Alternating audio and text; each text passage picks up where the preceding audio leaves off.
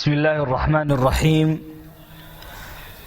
الحمد لله رب العالمين، وبه نستعين على أمور الدنيا والدين، ثم الصلاة والسلام على أشرف الأنبياء والمرسلين نبينا محمد وعلى آله وصحبه أجمعين.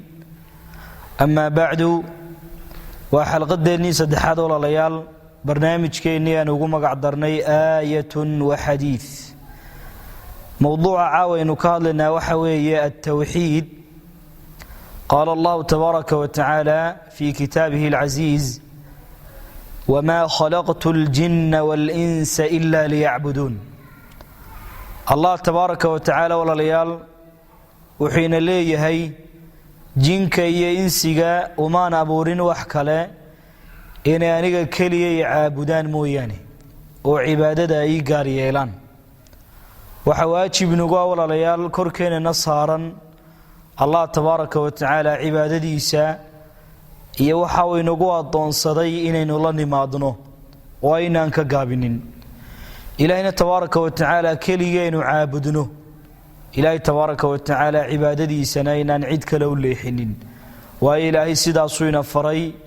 الله تبارك وتعالى وينقوا الضونصدي أرينك النوع عصيا دين الله نمادنو الدون كان يا آخر الصوص عتي باقي قابو إنو ليباننا.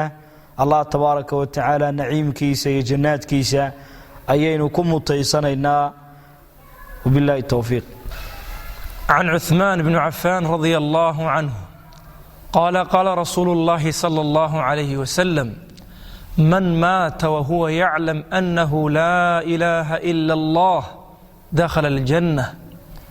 رواه مسلم.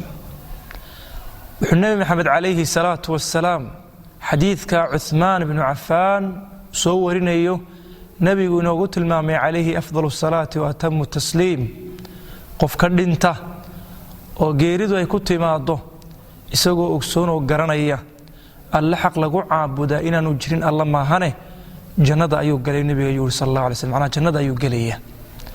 xadiidkaasi walaalayaal wuxuu noo sheegayaa asbaabada jannaha lagu galo, asbaabta ugu weyn inay tahay tawxiidka. لهذا baa wuxuu tilmaamayaa sida uu yahay madhabka ahlus sunnah wal jamaa ee al-qaadi Iyaad kama fi sharh sahih Muslim lin-Nawawi.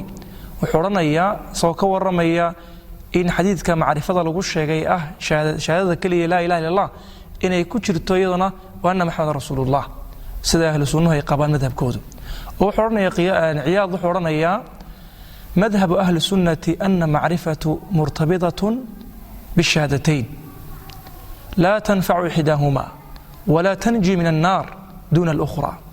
xulay madhabka ahlu sunnah wuxuu yahay ma'rifada inay ku xiran tahay murtabida ay ku tahay bishahadatayn la shahadatayn shahadu an la ilaha illa Allah wa anna muhammadar rasuulullah inay ku xiran tahay oo midkood waxa weeye ma anfacayso qofka mana ka badbaadinaysa naar ta kale la'aanteed.